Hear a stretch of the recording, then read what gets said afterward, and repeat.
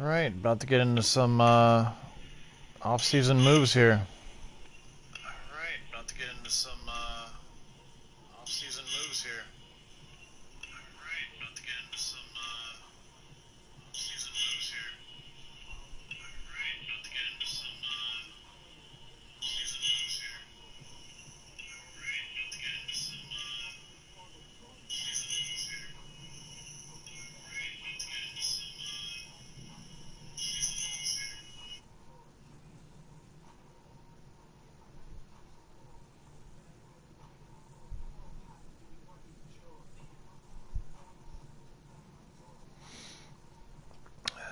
Let's notify some people in the Discord.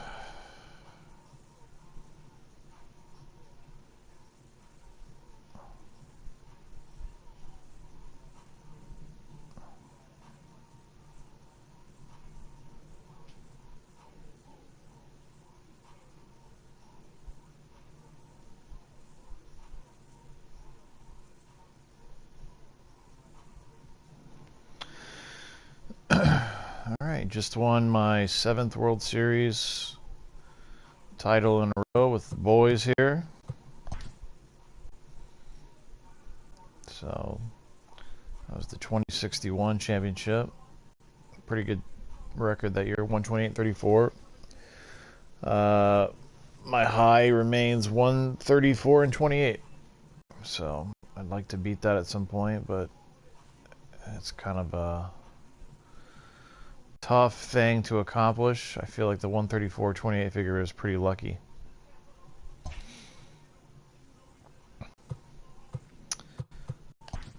Budget information right now. I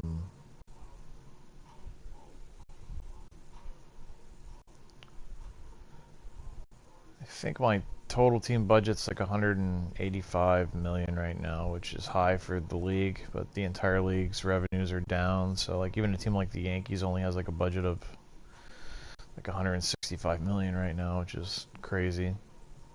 When you start the game off, when you're early in a franchise playthrough, everybody's budgets are pretty high, but they just kind of plummet over time. Not sure what causes that. I know revenues are tied to some degree to what you spend on player salaries, so I don't know if it's just sort of a slow for salaries, and therefore the revenues go down, and it keeps the revenues down, and therefore they can't sign any more players to like higher salaries. I don't know. I can't really explain the phenomenon, but all I know is revenues across the league are down compared to where they started off when you start a franchise playthrough. So, speaking of things related to the budget, this guy right here, Booker Castillo, is probably going to have to go. I'm going to try to deal him off here shortly. He's going to get paid $22.9 million this year. He's been a real solid player for me for several seasons, but he's starting to drop off. So you can see the change in production in 2061. Power's down. He had fewer RBIs, fewer hits in general. So average was down, on-base percentage was down, slugging was way down. His OPS is kind of anemic, honestly. 775, not very good. Definitely off of the kind of production he's had in the past. So, and that's a reflection of his attributes. The attributes have all kind of taken a hit. So he appears to be on a decline. I'm not saying that he couldn't have another upward swing. He's in his early 30s. I think I've actually even seen that in players before, where they will have what appears to be a decline, and then they'll pick back up. But this seems to be a pretty normal pattern, though. Is what you'll see is contact goes down, power goes down. You'll see the discipline remain high. And even creep up like it is here, but I don't like the trajectory for Booker Castillo. So, based on the fact that his contact took a hit, his power took a hit, his numbers took a hit, and he's making $23 million a year, I'm gonna move that contract on to somebody else. So, best of luck, Booker, but too much money for too little production. But other than that, not a whole lot of salary concerns. I got a couple of guys with hefty salaries here, 16, 14 million, but I'm not too worried about it. And Dino is still a pretty solid pitcher. I'll probably keep him, even though that's a lot of money. Robinson is an incredibly productive hitter, but he's got a issue with injuries. I've been trying to mitigate that through having him platoon with another good catcher, where Ed hits against the righties and the other guy starts against lefties, and that seems to be working out pretty good. My total production between my two catchers is pretty phenomenal. And in those seasons where Robinson doesn't get injured, his production is pretty incredible. This year, for instance, 2060, he had the 38 homers and 110 RBIs in only 111 games. That's only 439 at bats. Just phenomenal. He's had a couple of pretty good seasons for me. So when he plays, he's a murderer. He's a complete psychopath with a bat. So love him as a player. Hate the injury issues though. Anyway, another concern. I got these guys who are potential Hall of Famers. I got to bring them back on garbage contracts. So what happens is when I've got players that I think are going to make the Hall of Fame, I want to retain their rights because that's how you get them in as in an inductee, under your franchise. So if I were to let them all just go into free agency and let them remain unsigned, they might still make the Hall of Fame, but they wouldn't make it as an Oakland A's. So I have to keep them on the payroll. But what's annoying about that is, and you can see an example here with Gustavo Arturo, is they stick around for a long time sometimes. I mean, he is now 50 years old. He has accepted one of these terrible one-year $30,000 contracts for me for probably more than a decade now. So it's annoying. But he'll be a shoo-in for the Hall of Fame. Cabrera is not, I think, as likely to go in.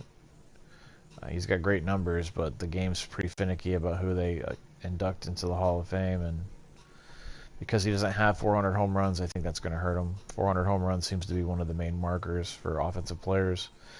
Vance Huerta is a closer with like 586 or 87 saves or something like that, so he'll probably get in.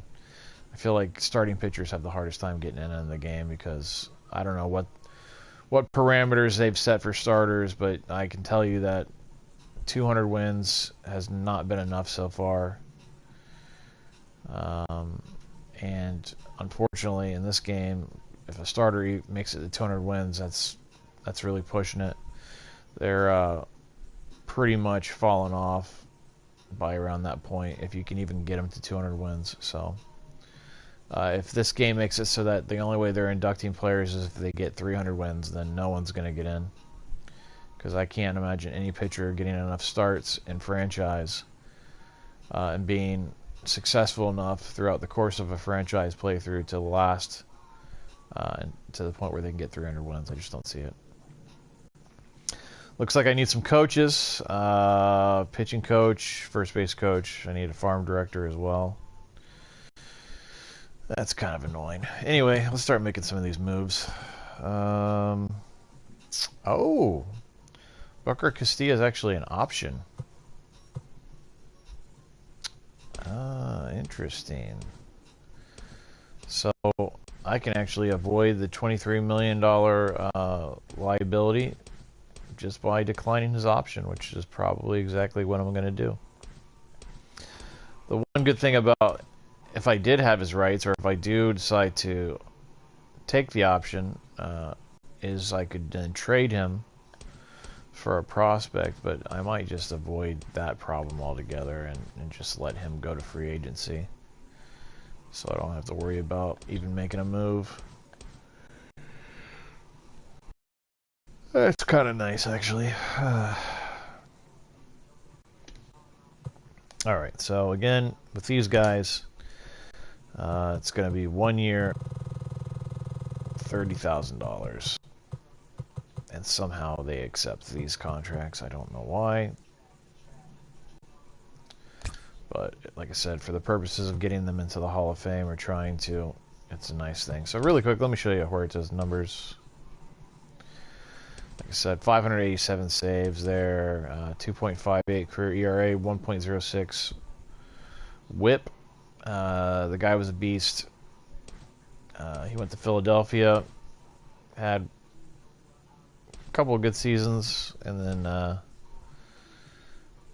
they took away the closer role from him, and then he went into free agency and nobody picked him up. So anyway, that's how things kind of went for him. But he had some amazing seasons for me. So, pretty awesome. Kevin Cabrera, you're looking at a guy with over 2,600 hits, 1,400 plus runs, 597 doubles, 90 triples, 371 home runs, 1,422 RBI, 411 stolen bases. So he hit 299, 390 on base, 516 slugging for his career, a 906 career OPS. So just a great player, but again, this game's weird about what it accepts in terms of Hall of Fame qualifications or whatever. So I just don't know. I'd like to say he's going to get in, but I don't know. I haven't seen anyone under 400 home runs get in yet. At least I don't think I have. Could be wrong about that, but I guess about right. Yikes.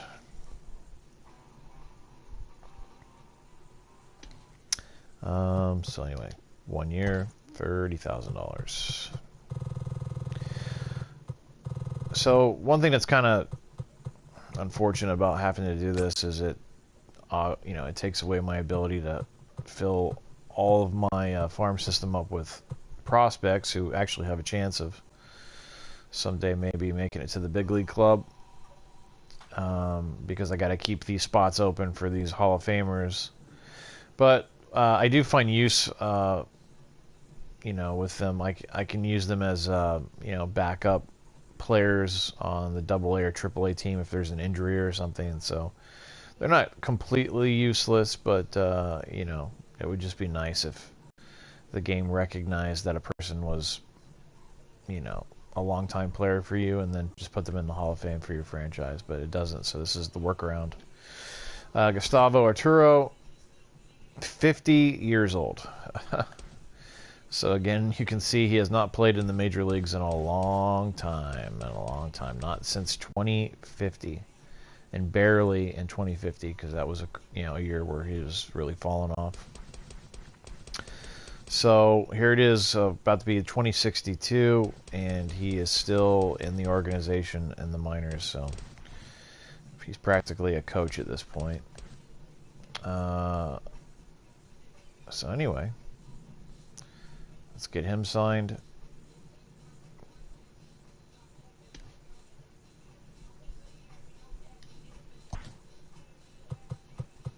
One year, 30,000.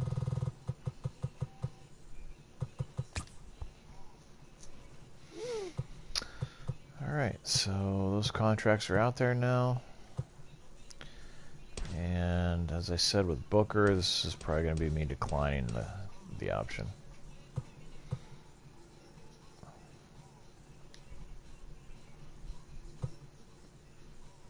And that's exactly what I'm going to do.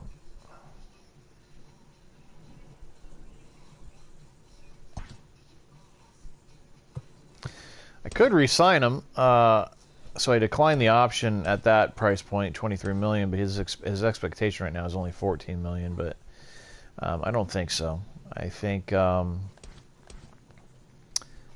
going to go a different direction with him.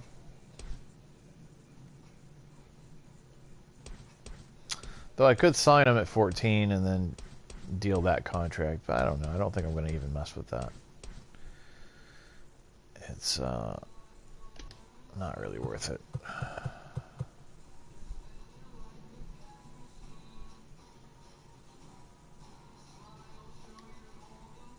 Let's see, qualifying offers 20. Nah, not even gonna mess with it. I will let him go in peace.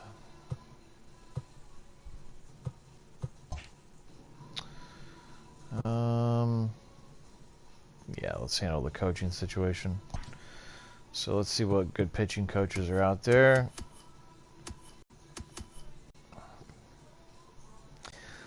I typically look for an A-rated coach that has attributes that are going to improve the per nine numbers, because the per nine numbers is particularly base on balls per nine and hits per nine are the most important two attributes in the game for pitchers.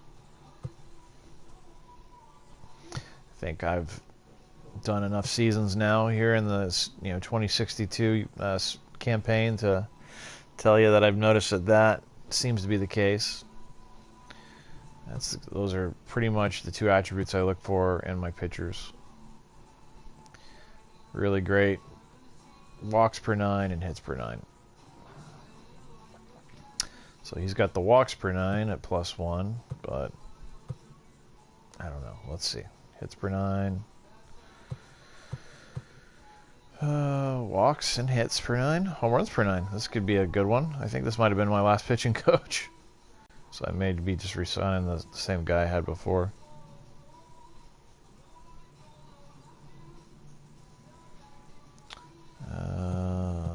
Yeah, I think that's probably the way I'm going to go. Yeah, no need to deliberate over this. Grant Billingsley. Alright, so 4 years is what I will really want here.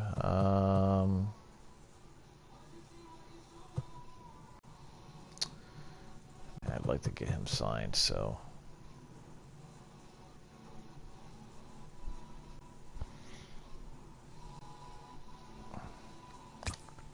How does 4 at 5.5 hold up? Let's see. What's my hitting coach making? He makes 1.5 a year.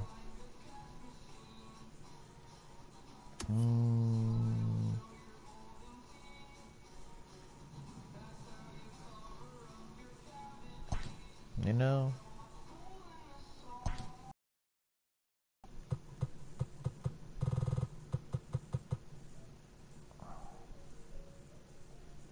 let's do the same. 4 years, $6 million.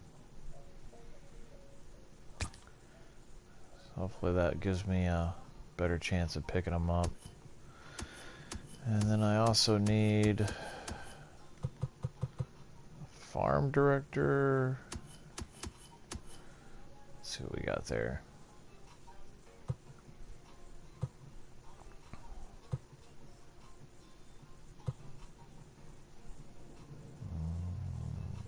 Terry O'Hara.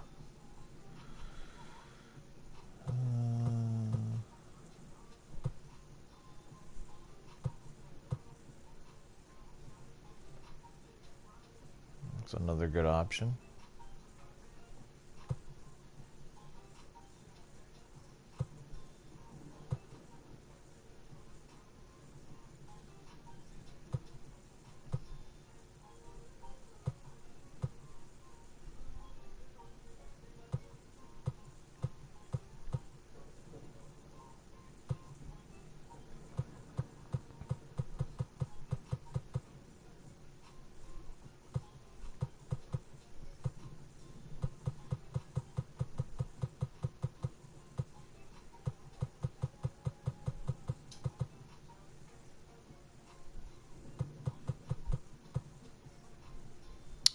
I don't feel like I'm finding anything the farther down I go. I know some of these guys are rated A, but it's a peculiar combination of attributes, and I would prefer to not have any negatives. So let's go back to the top and look at some of these guys again.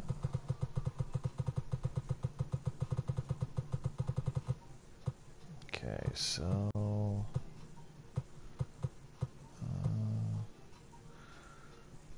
we got the K's. That's cool, I guess, but contact's nice. Play vision's nice. No. Durability is good. Clutch is way up there. Blocking reaction. There's a hits per 9.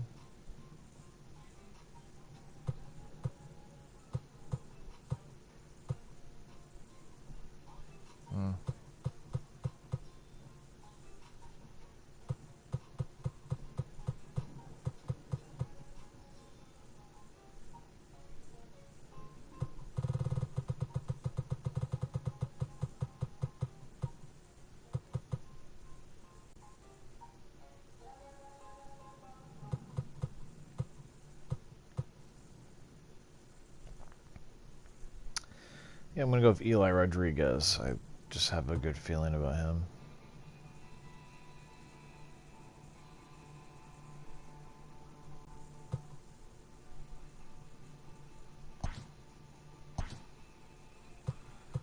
So let's do a similar deal. Hopefully that'll work out. 4 years, $6 million.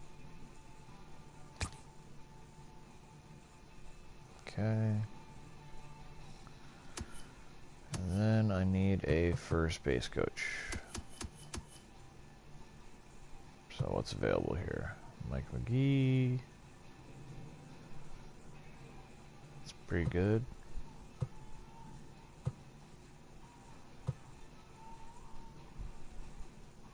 Joe Irving.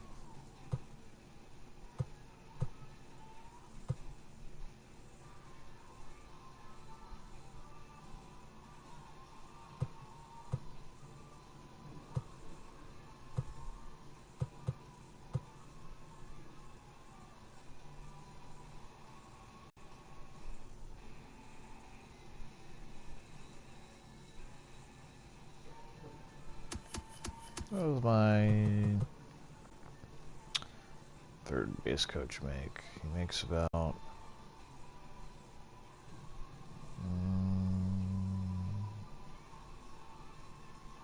4.5 million over this contract, I guess.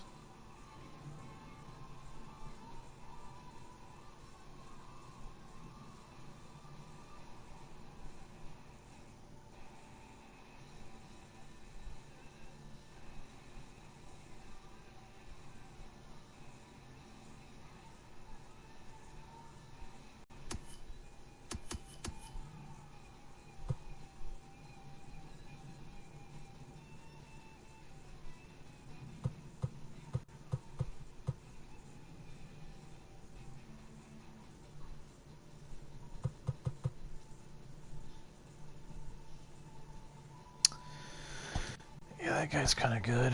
Let's do that. 4 at 4.5.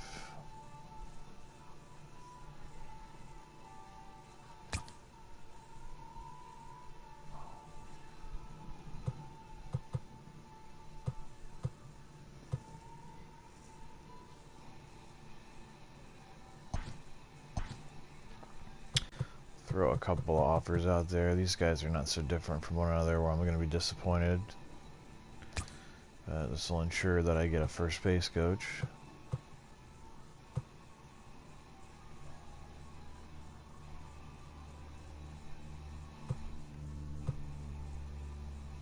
I don't want this guy as much, but I'll throw that offer out there just in case.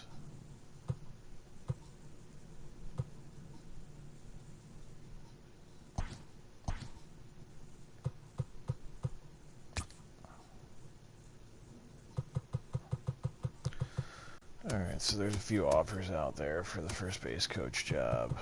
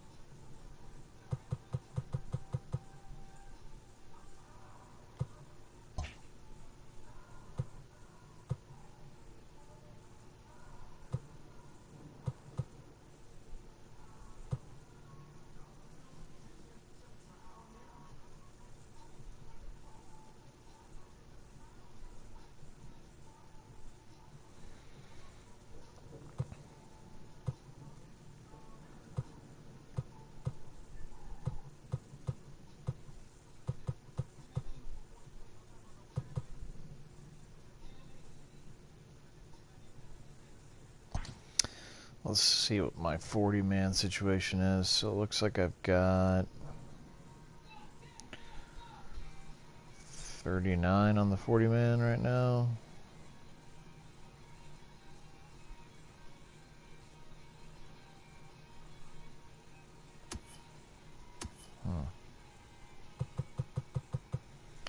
Vance Huerta's on my 40-man. Interesting.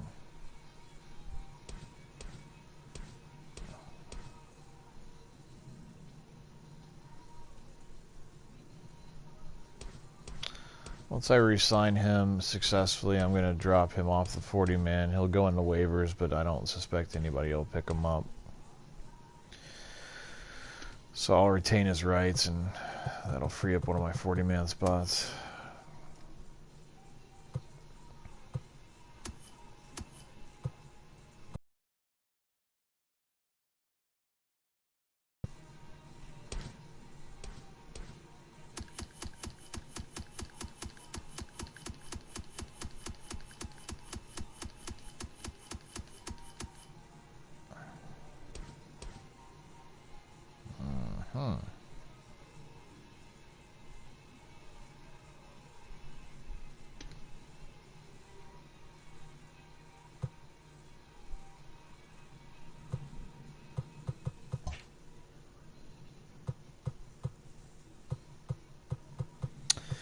Alright, well, I'm a little tired. I'm going to pick this back up tomorrow, so anyway, that's that for now.